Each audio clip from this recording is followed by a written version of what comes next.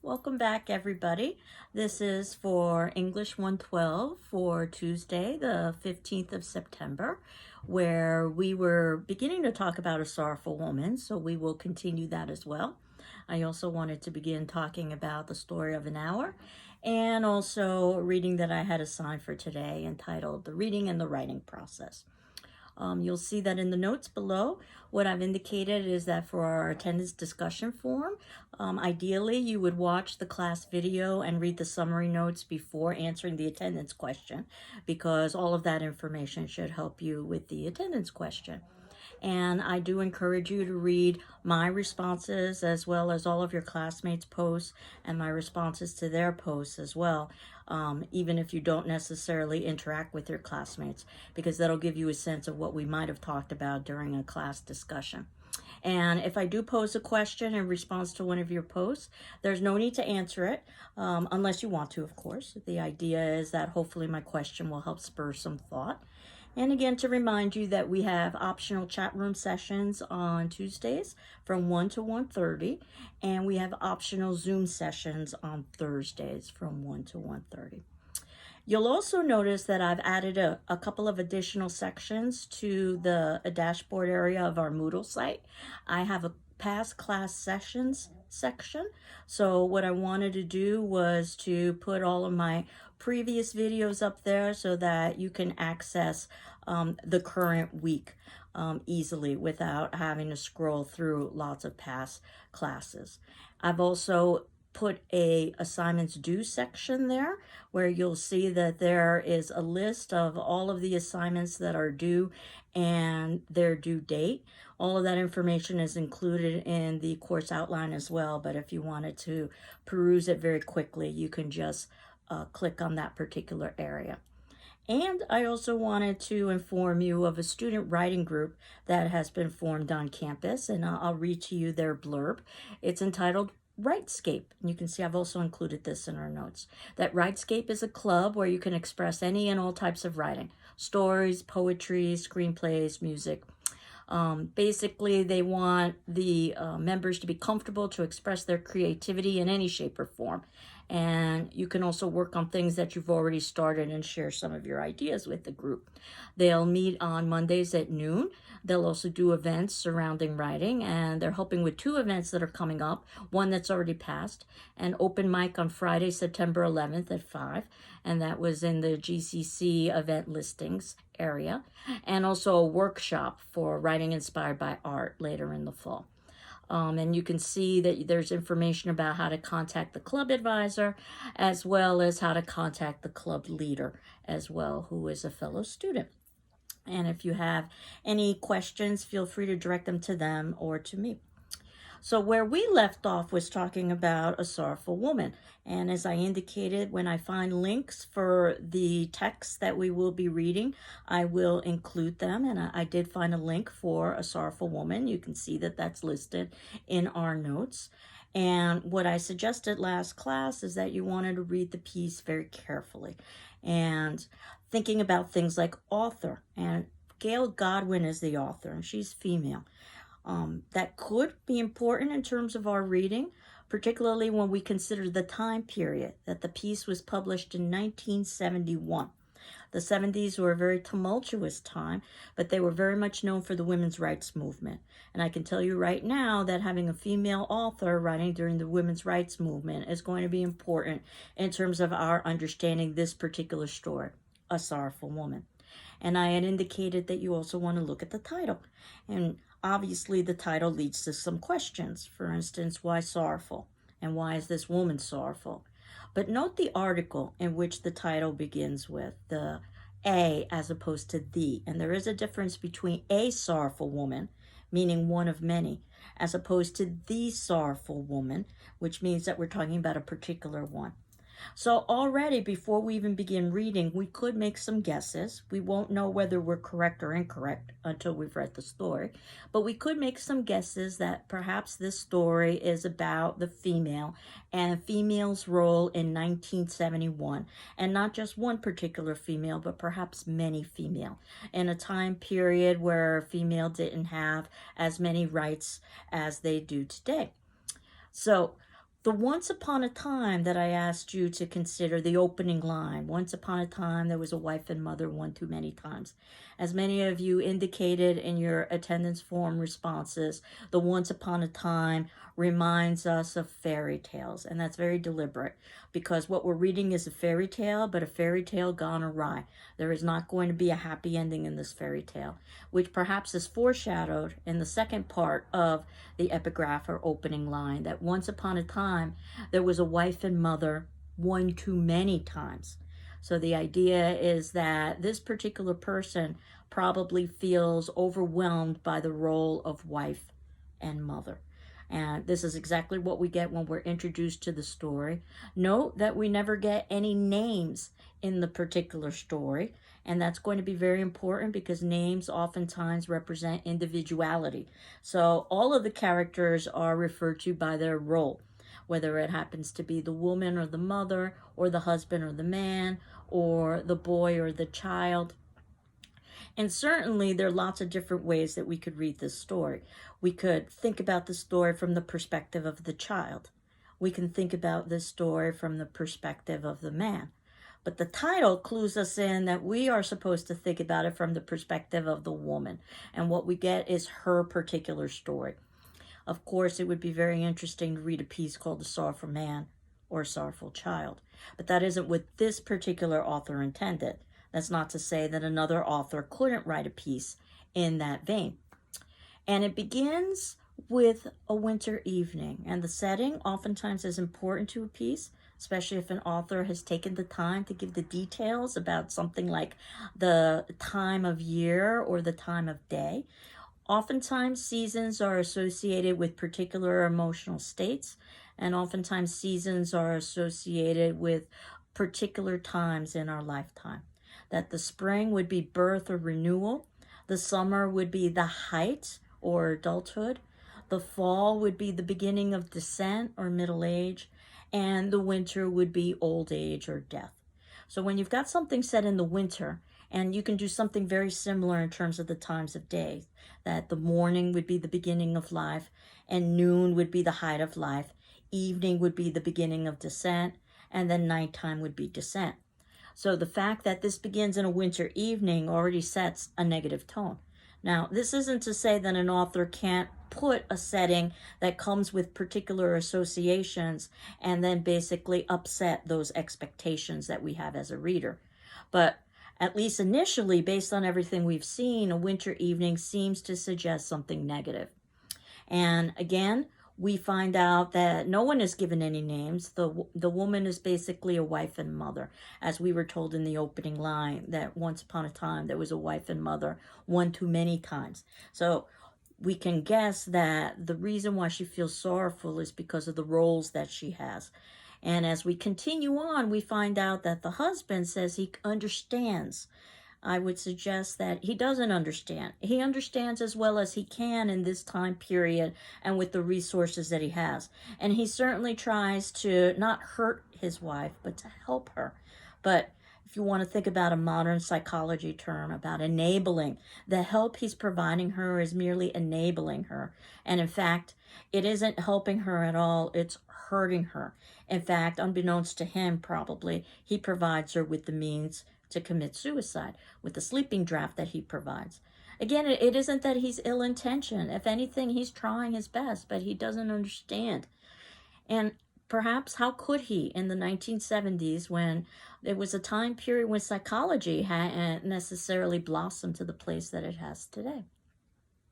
At any rate, we're given details, and details are oftentimes very important in a story because an author would not include those details unless they had a particular meaning, especially a short story. And the shorter the story, the more important the details, as we will see with the story of an hour.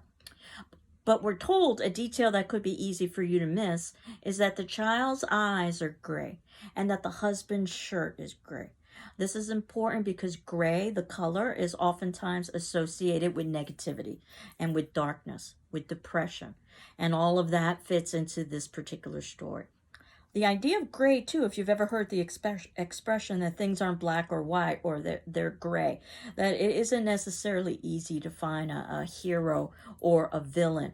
And this is a very complicated piece. We're supposed to sympathize with a woman who feels trapped by her role of mother and wife in the 1970s, in which she wouldn't be given many other options.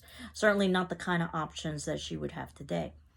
That said, we can't help but feel a certain level of empathy for the husband and an even greater sense of empathy for the child.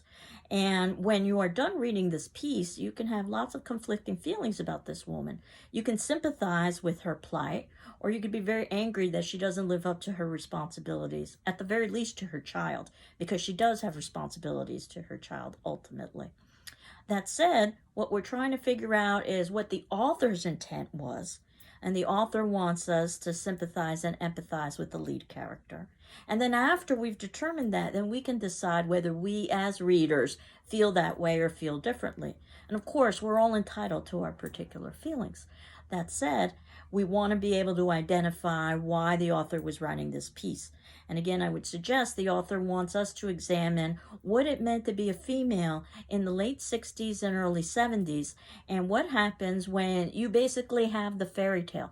We were reading the Harlequin romance, A Secret Sorrow, where basically all she wanted was to marry and to have children. And the difficulty that she was encountering is that she wasn't able to have children, which is a very serious issue. However, their problem is solved within a few pages. Again, very unrealistic.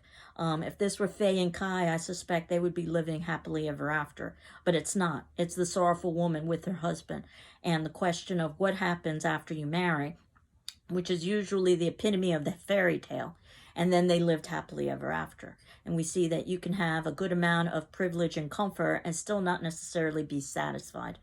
And again, it's our determining that before we begin to judge. We could say that this woman has an enormous wealth of resources.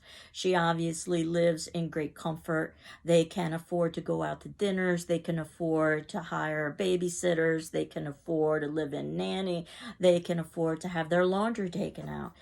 There aren't any references to things like domestic abuse or health issues or any other major problems. So in some ways, they live a very idealistic life. Yet, how often is it that while we have, all of us, a good number of resources, we still aspire to more? And in fact, we encourage that in the United States to continually try to improve our lot.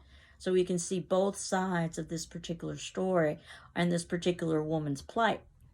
But nevertheless, regardless of how much the husband says he understands, we get the sense that he doesn't, or at least can't provide her with the help she needs. Very early on, he helps her undress. And if this were a piece of formula fiction, this would be the beginning of an erotic episode. That's the exact opposite of what we get. In fact, we get a very clinical description of her breasts as well as her bra. And if you think about the function of a bra, it oftentimes is very restrictive. And the idea is that she's trying to break off restrictions while she takes off the bra, but the bra is only half hanging off of her. The idea that she can't completely dismiss all of the restrictions or expectations of her society. In fact, in the 1970s, women were actually burning their bras as a sign of protest against some of the restrictions that they experienced. And this was how they went forward with the women's rights movement, or one of the ways they went forward with the women's rights movement. At any rate, after that particular episode, she wishes there were instant sleep. That's a little bit of foreshadowing. Usually what that means is that that's a clue of what's going to be coming later in the story.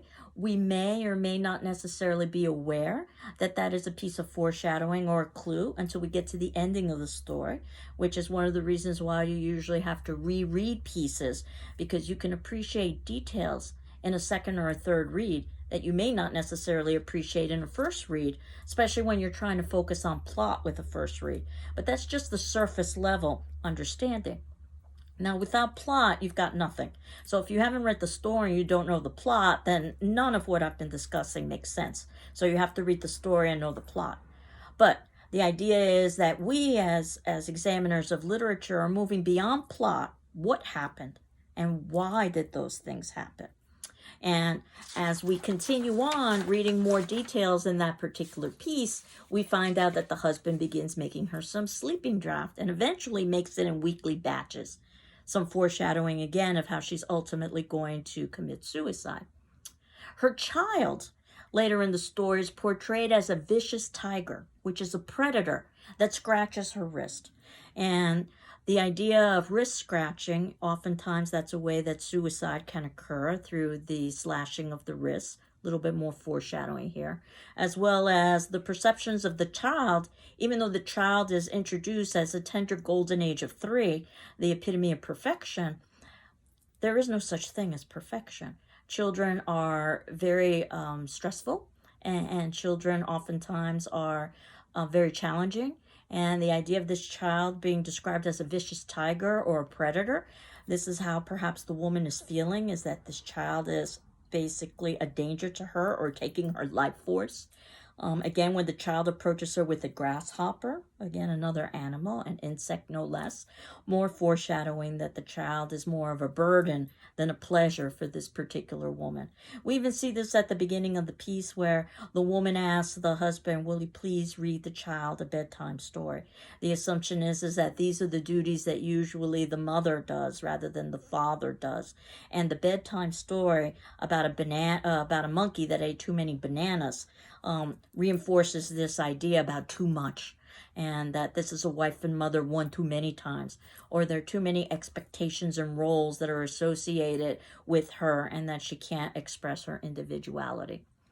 Eventually she hits the child, and that seems very much like a cry for help, because she hits that child when she knows her husband will see. She may not be able to articulate what exactly is wrong, but there is something wrong. And the response, with the husband trying to help, is to find the perfect girl, to assist her with her chores. And this perfect girl is not pretty. And this is one of the reasons why this is the perfect girl, is that this girl will not be a threat. There isn't any possibility of a romantic relationship developing between the husband and the nanny, which is something that we might find in formula fiction. Instead, the girl does everything in terms of helping the family and moves into a room that she paints white. There are lots of associations with the color white, some positive, the idea of a fresh start, a blank slate, if you will, innocence, virginity. But there are also some negative associations with white as well, that it can be very institutional. It can be very bland. So we can see this white in both ways, and both of those ideas, I think, are played out in the story. The woman basically spends her time during winter afternoons. Notice we're still in the same season, winter, but we've moved earlier in the day, which would lead us to guess that perhaps things are improving, at least for the woman. She wears an old sweater from school, and I think that's very telling, because she's seeking comfort in her past, a past where she wouldn't have had the obligations of being a wife or being or having the obligations of being a mother. However, the woman feels so threatened by the girl because the girl is able to satisfy the role that the mother cannot. And of course, the girl is in a different situation. This is a paid position for the girl, so she's earning income for doing this. The girl has choice as to accept and to leave the position, something that we don't necessarily get with the woman. But nevertheless, the woman feels so threatened by the abilities of the girl that the woman fires the girl. And then the husband, again, in trying to save the situation, takes on as many of the roles as he can with the domestic responsibilities. Again, you could see that as a positive, in that he's trying to assist as much as possible. You can see that as a negative, and that he's merely enabling his wife's behavior as she's spending more and more time isolated alone in a room. You can see it as perhaps a combination of the two. Many of you might be completely unimpressed because as single parents, you say that you take on all of the roles right now for domestic duties and child rearing. But that's an expectation that we've become accustomed to in 2020, single parenthood, in a way that wasn't necessarily considered to be, or something that was considered to be standard or normal in the 1970s, which I think is also quite telling how our expectations have changed. In the 1970s, it was assumed that two people were necessary from an economic perspective and a domestic perspective for family. And now the assumption is that one person should be able to do that. So there's a lot of commentary there too in terms of the historical progression of what's happened with our economy and our social expectations. But nevertheless, At this point, while the husband is taking over as many chores as possible, the woman goes into the white room. The white room is associated with the girl that they hired, the nanny. So one could say that the mother is trying to take on the persona of the nanny. This also means that the mother has moved out of her bedroom, so she's isolating herself from her husband, which we assume that she shared with her husband, that bedroom. And she spends a lot of time hair brushing. Lots of associations with hair brushing. Just the repetitive movements of hair brushing can be very soothing. Hair brushing is also associated with self-care, something that mothers oftentimes don't have time to do because they're caring for the child, so they can't care for themselves. There are also fairy tale associations with hair brushing as well, or just with hair, if you want to think about Rapunzel. And again, this is a fairy tale, but a fairy tale that's very different than the kind of fairy tale we might be expecting. Although many of you pointed out in your attendance discussion forum response that the Brothers Grimm had fairy tales that were much more negative than the fairy tales we're accustomed to, the Disney-fied fairy tales, if you will. At this point, the mother considers writing a sonnet. Now, we haven't talked about poetry yet. That'll be the last unit that we cover this semester. However, you may know something about a sonnet. It's an incredibly structured form of poetry that has very distinct rules about length, rhyme, meter, even subject matter. So there's very little freedom associated with writing a sonnet. We'll talk about sonnets when we talk about William Shakespeare, because William Shakespeare is known for his sonnets as well as his dramas. And even though he had to follow these strict list of rules, he was still able to exhibit creativity and originality, which goes to show his genius. But at any rate, the fact that the woman is considering writing a sonnet means that she's considering following the rules. So when she considers that she doesn't have to write a sonnet that follows the rules, in fact, she can write a poem that doesn't even rhyme. What this is illustrating is that she's beginning to contemplate the same in terms of her roles. That just because she's a woman, she doesn't necessarily have to follow the criteria of wife and mother. That perhaps she can break those expectations. So at this point, if we're reading, what we're assuming is that in one way or another, she is going to break free from that role. That may not necessarily be a good thing for her husband and for her son, but it may be, at least for her personally, a good thing. But again, we have to continue reading to see what will happen. And we know that ultimately communication gets to the point where they can no longer speak to one another, but they're notes that are being passed under the door to illustrate her isolation. And while that might seem completely unrealistic to you, when we get to Emily Dickinson, the author, a famous poet, we'll talk a little bit about how basically she did similar things in relation to isolation and sending notes and not communicating with individuals. And that was her real life, not her piece of fiction. But at any rate, at this point, the story setting changes. It changes to a spring morning. Think about all of the positive associations with spring, all of the positive associations with morning. So the assumption is that there's going to be some rebirth or renewal, at least for this sorrowful woman. And then we find that she's been given a few notes from her family that suffocate her. They're joyful notes because she's engaged in some domestic chores. This is a little bit of foreshadowing of how the piece will end. And then on page 42, if you're using the edition I chose for for our class, quote, "She went to the cupboard and took what was hers," unquote. And what she's been storing in the cupboard is a sleeping draft. So this is the key detail that indicates that she's taking those weekly batches of sleeping draft. And again, this is all pointing to the suicide, which we're never told about directly. It's just merely suggested. Then she completes this laundry list of chores, if you will. In other words, she fulfills the expectations of what it means to be a wife and a mother. It's not that she doesn't know how, and it's not that she's capable of, or not capable of doing that. The problem is that she's not fulfilled by doing that. And by doing all those things, in some ways, it literally kills her. What ends up happening after she does all of those chores is that the child and the husband go into the room very excitedly, hoping that there's been some sort of transformation with her. But the child, although only 3, has an incredible amount of insight when the child says, quote, "She's tired from doing all our things again," unquote. Page 43, that is in our text. So the child has some level of realization that the father doesn't, but the child is only 3, so he can never have true understanding. At that point, the husband checks for vital signs. This is why he grabs her wrist. This is why he puts his ear to her chest. This is why he opens her eyelids to see if there's any sign of life. He puts his head into her freshly washed hair. Again, she's been taking care of herself with self-care. At this point, the husband knows that the wife is dead and he's mourning. The child doesn't realize that and ends by asking about supper, which again is a role that's usually associated with female. Though we certainly can't blame the child because the child is in a position where parents are supposed to be caretakers. So again, this would be a very interesting piece to hear a sorrowful child, but that isn't what the author wanted to give us. The author wanted to give us a sorrowful woman.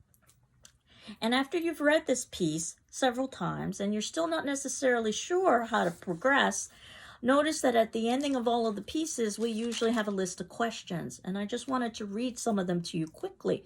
And some of the questions at the ending of 43, they ask about whether or not you see similarities to and differences from a secret sorrow and a sorrowful woman. And what was your response to the two? How do the two women's different attitudes towards family illustrate themselves in the stories? How is the woman's problems in A Sorrowful Woman made more complex than Faye's in A Secret Sorrow? And again, it's not to say that Faye's problems aren't complex, but they're just solved in a very quick and unrealistic way. What is the theme or the central point of the piece? How might you think of A Sorrowful Woman as an unromantic sequel to A Secret Sorrow? Is this what could have happened to Faye and Kai after years of marriage? Can both stories be reread a second or a third time and still be interesting? And I would maintain that once you've read A Secret Sorrow, once you understand the plot, there probably isn't a whole lot there. In fact, the plot is written in a way so that you don't have to pay a whole lot of attention to it. You could read it while you're distracted with something else and miss a few details and be fine. That's not going to happen with A Sorrowful Woman or with any piece of good literature. Every little detail is going to be important. And I haven't covered all of the details. I'm just giving you a sense of some of the things that you could be looking at. If a romance formula writer was writing A Sorrowful Woman, we'd get a happy ending, but that's not what we get in A Sorrowful Woman. And I know that it's a very dark ending, and it could be disturbing. Perhaps also inspirational for the reader, especially in the 70s, to say, no, I want a different world where a woman feels that there are other options available to her. And if we fast forward to 2020, maybe that's exactly what happened. So we can say that art and literature perhaps has helped to inspire change, and that positive change. And that's perhaps a positive way of reading pieces of literature that can be on the surface very dark or negative.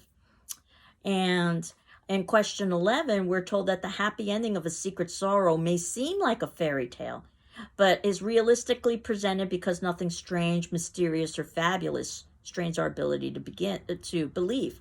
In contrast, A Sorrowful Woman begins with the epigraph, Once Upon a Time, that causes us to expect a fairy tale ending, but that story is clearly a fairy tale gone wrong.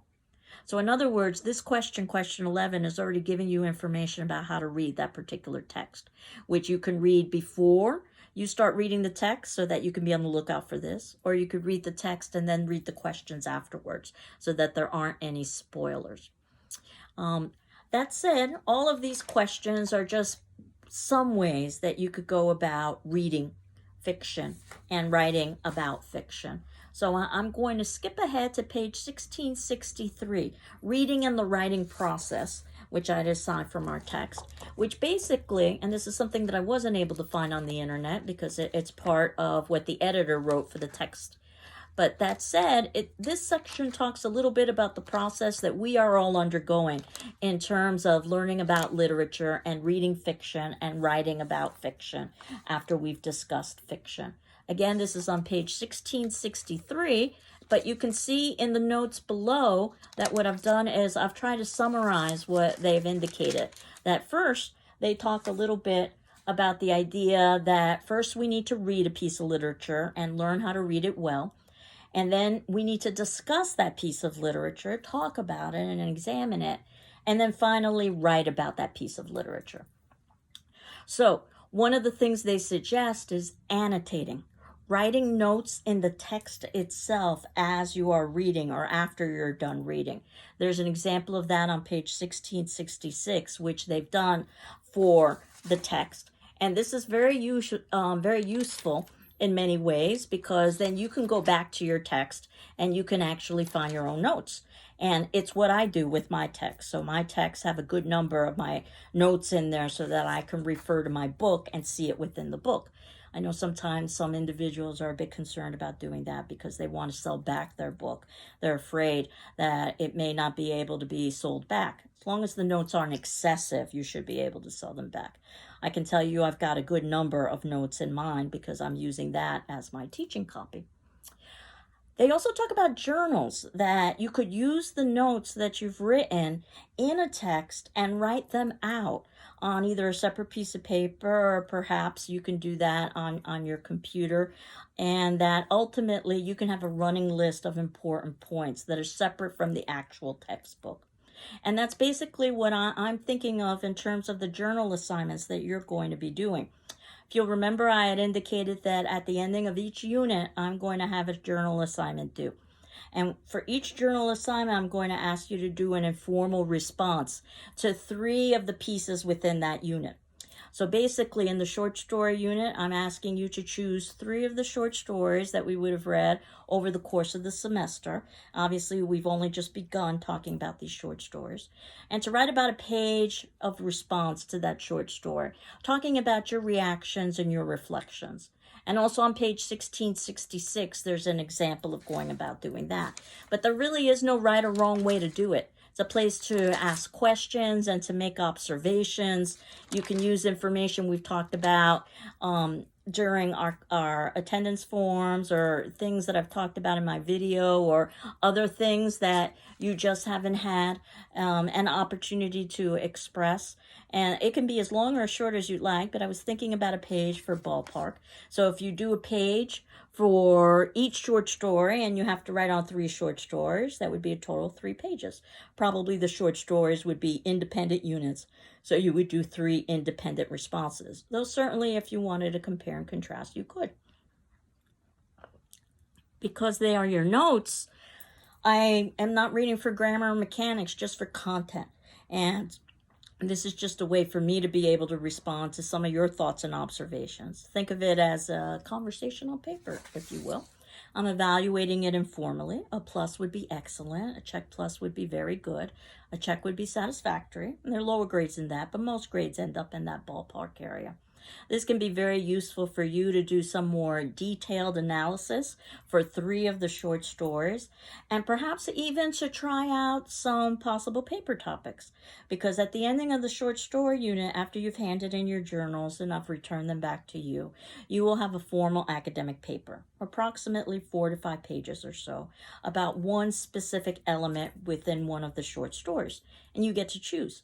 I'll give you some suggested topics, but you can also come up with your own. And this is where you can do a more detailed analysis. And that's something we'll be talking about over the next few classes, is how to do a detailed analysis in a piece of writing. But basically, you can see that there's an example of that on page 1678.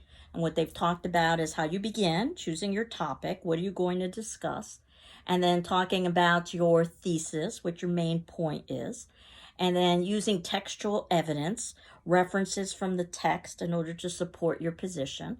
Then you need to organize and draft all of your points. You need to make sure you're quoting, you're using specific quotation from the text that helps to forward your argument.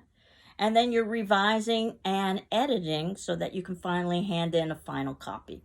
And again, that information, or you can see an example of that on page 1678. And for your first paper, after you've submitted in that paper, I'm going to evaluate it for grammar and mechanics as well as for content. And I will return that back to you with the letter grade. And if you're content with your letter grade, you're done. But you would all have the option of revising it for a higher grade if you so choose. And the first grade just disappears. You would just get the revised higher grade. So I see the first paper as a learning exercise. so that you don't have to fret if you're not quite sure how to proceed or if you don't necessarily earn the grade that you would like to earn. Inevitably, you will probably be asking similar questions about paper number 2, which is due at the ending of the semester. Can you rewrite it? Maybe. Paper number 2 is due at the ending of the semester, so there may not be time, but you could make some sort of individual arrangement with me. We could negotiate. Other people have done something similar. I wanted to read to you some of the points on page 1678, some of the questions you should ask yourself when you are writing. And these are questions I'll ask myself when I'm reading your writing. Is the topic manageable? Is it too narrow or too broad? Is the thesis or the main point clear? Is the paper logically organized? Does it have a firm sense of direction? Is your argument persuasive? Because as we will discuss, my job is to basically take the opposite viewpoint. So whatever position you take, I'm going to take the opposite. And hopefully you've provided enough evidence so that your position is possible. It doesn't even have to be probable. Does the opening paragraph introduce the topic in an interesting manner? Are the paragraphs developed, unified, and coherent? Are there transitions linking up your paragraphs? Does the concluding paragraph give a sense of closure? Is the tone appropriate for an academic paper? Is your title engaging and suggestive for your paper? Are the sentences clear, concise, complete? Are you using technical terms correctly, if you use any technical terms? Are you using the appropriate amount of quoting? Not too little, but also not too much, so that you're using it as filler to basically make your paper longer. Are you citing your sources correctly, which we'll also talk about? We'll be using the MLA system or the Modern Language Association for parenthetical documentation. Are you following your instructor's guidelines, which are indicated in the syllabus that we'll also talk about? And did you proofread carefully? So these are the things that we will be talking about in terms of writing papers, but we haven't gotten anywhere near that. Your first paper isn't going to be due for quite a bit of time. Actually, your first journal is going to be due on the 29th of October. Paper number 1 won't be due until about the 20th journal number 1 will be due on the 29th of September. And paper number 1 will be due around the 20th of October. So we've got some time to talk about all of these things. And certainly you can hand in a journal early. As soon as you've selected 3 short stories, you can write on them. But if you wanted to wait until we are done with the unit in its entirety so that you can make your decisions, feel free to do so. The same with the paper as we continue to talk about it over the course of a semester. You can always hand it in early, but you can certainly wait until you've submitted in your journal and I've returned it back to you and we've definitely completed the unit on short story before you hand in a paper about short story. So to give you an idea of the last piece that I had assigned, the story of an hour, was indicating that even though it was included in an earlier part of readings that I had assigned in our textbook, you probably didn't read it with the kind of care and precision that you would need to read it as a piece of a standalone short story, which is why I had asked you to revisit it. And once again, I was able to find a link where you could access the story of an hour, and that's included in our notes, so that if you don't have a copy of the story of an hour, you can at least read it. And what I wanted you to note was that on page 17 of the story of an hour, it shows you an example of annotation of a reader who went through and wrote notes in the margin about anything or everything that seemed to have some significance, whether it be the title or a particular use of language, whatever the case may happen to be. So if you wanted to get a sense of annotation, you could look on page 17. And also on page 18, there are a series of questions. And on page 18, it talks a little bit about how readers all come with bias and that our particular biases are influencing the way we go about reading a particular text. In fact, I wanted to read this to you. And this was about the story of an hour and the main character, Mrs. Mallard. And this is on page 18. Do you find Mrs. Mallard a sympathetic character? Some readers think she's callous, selfish, unnatural, even monstrous, because she revels in her newly discovered sense of freedom so soon after learning of her husband's presumed death. Others reader as a victim of her inability to control her own life in a repressive, male-dominated society. Is it possible to hold both views simultaneously? Are your views influenced by your being male or female? Does your age affect your perception? What about your social and economic background? How about your nationality, race, or religion? Do you have particular views about the institution of marriage that inform your assessment of Mrs. Mallard's character? And have other reading experiences, perhaps a familiarity with some of Chopin's other stories, predisposed you one way or another to Mrs. Mallard? So basically the idea is that all of our life experiences will influence how we go about reading a particular text, which lens we use. Always wanted to run an experiment with The Story of an Hour, to teach it to 2 classes back to back. The first class made up of newlyweds, and the second class made up of newly divorced couples. And my suspicion is that the conversations in both classes would be very different, even though it's the same text. And it's not that one would be wrong or one would be right. It's just that each group would choose different details to highlight, which goes to show that literature, first, is ever evolving. As we change, something like our age, that's continually changing. As we change over time, our perceptions and our reflections and our reactions to literature will change. And also the idea that there are multiplicities of possibility for interpretations with literature. And as long as you can point to evidence from the text, details in the text itself, and use those details to support your position, then your position is valid. It's almost like an attorney in a courtroom picking the pieces of evidence that will most help to support their particular client. And a good attorney could take either position, guilty or innocent, for the same client, and basically put together the pieces of evidence in a way to support innocence or guilt. And then it's up to the jury, so to speak, to make a determination. We don't have a jury necessarily, but what we do have is a reader, me. I guess you could say something like a judge, but I can consider alternate viewpoints as equally valid at the same time, something that you couldn't necessarily do in a judicial system. So think about that in terms of your reading experiences. With Story of an Hour, the plot is pretty straightforward, which is what we are going to be talking about next class.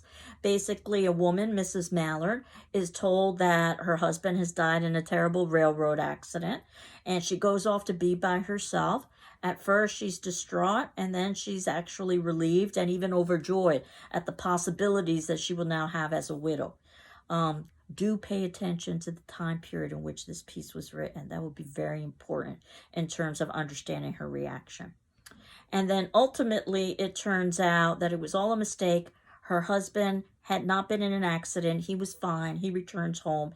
And ultimately, she dies of heart disease. As we're told in the beginning, she suffers from a heart problem.